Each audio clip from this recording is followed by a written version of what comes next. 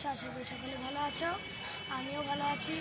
আজকে আমরা চলে এসেছি চাঁদপুর জেলার কচুয়া উপজেলার সাচার গ্রামে। তো আর সাচার এসেছি, জগন্নাথ মন্দিরে আসিনি তা তো হতেই পারে না। আজকে এসেছে আমরা জগন্নাথ মন্দিরে।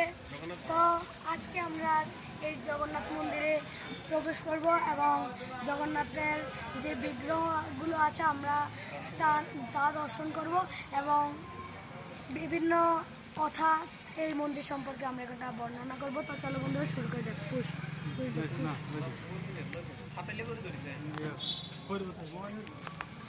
আমরা এখন প্রবেশ করতেছি বন্ধুরা। এই যে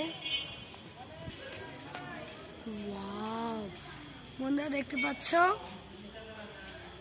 এটি হচ্ছে নতুন সংস্কৃত, মানে নতুনভাবে এটি করা হয়েছে আর কি। আসলে এটি প্রথম প্রতিষ্ঠা করেছেন গঙ্গা গোবিন্দ সেন। আমি এখন প্রবেশ করতেছি বন্ধুরা। এই যে জয় শ্রী জগন্নাথ প্রেমানন্দে। বন্ধুরা প্রথমেই আমি বিগ্রহটি না দর্শন করে প্রথমে চলে আসলাম। কিছু এখানে তথ্য কথা লেখা রয়েছে। সাচারে জগন্নাথ দেব এসেছেন স্বইচ্ছায়। এখানে বিভিন্ন কথা লেখা রয়েছে, এই যে তোমরা দেখতে পাচ্ছ।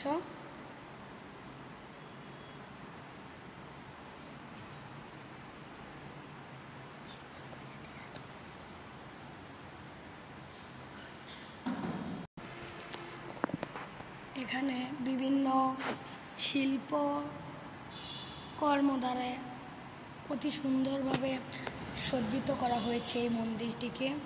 খুব সুন্দর। এখানে আসলে আপনাদের মন অনেক শান্ত হয়ে যাবে এবং শ্রী শ্রী প্রভু জগন্নাথের কৃপায় আপনারা সবসময় ভালো থাকবেন। অনেক সুসজ্জিত করা হয়েছে এখানে।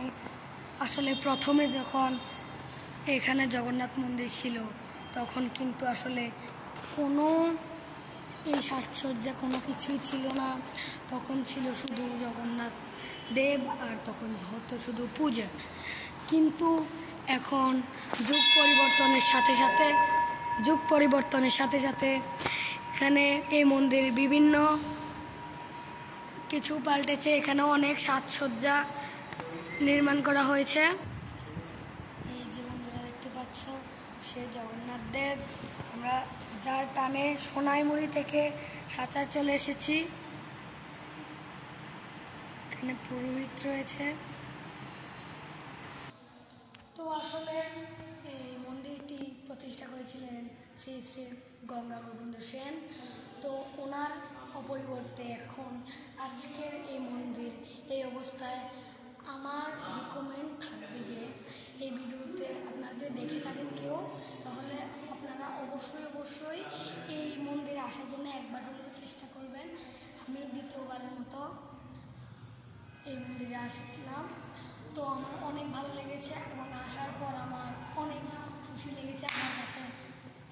তো আর আমার অবশ্যই যেটা সব কথা শেষ কথা, আমার এই আইডিটিকে কিন্তু অবশ্যই লাইক করে দিবে, কমেন্ট করে দেবে, শেয়ার করে দিবে এবং আমার ইউটিউব আইডি তারপর চ্যাটার্জি তপু এই আইডিটিকে অবশ্যই সাবস্ক্রাইব করে পাশে থাকা বেল আইকনটিকে অন করে দেবে। তো বন্ধুরা আজকের জন্য এই পর্যন্তই। জয় শ্রী জগন্নাথ।